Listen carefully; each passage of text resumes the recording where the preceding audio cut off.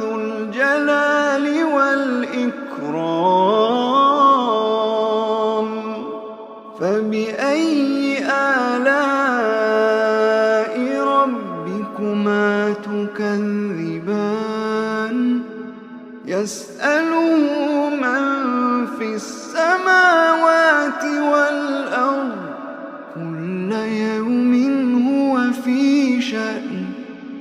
فبأي آلاء ربكما تكذبان سنفرغ لكم أيها الثقلان.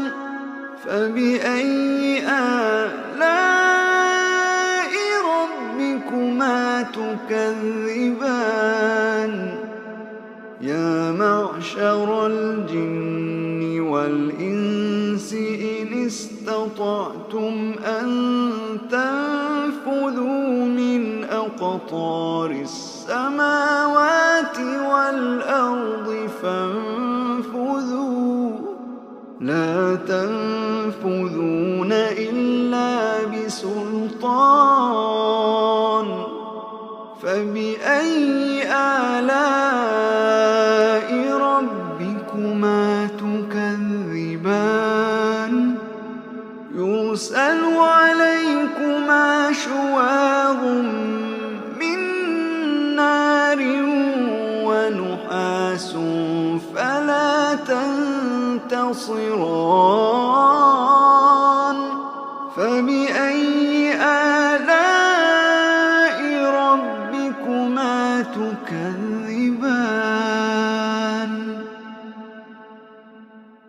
فإذا انشقت السماء فكانت وردة كالدهان. فبأي آلاء ربكما تكذبان فيومئذ لا يسأل عن ذنبه إنس ولا جان.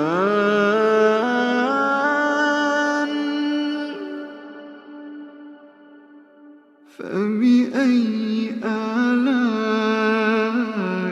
ربكما تكذبان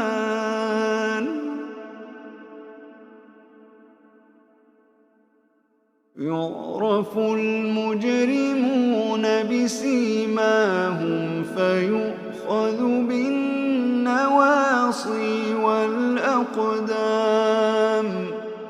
فبأي آلاء ربكما تكذبان هذه جهنم التي يكذب بها المجرمون يطوفون بينها وبين حميم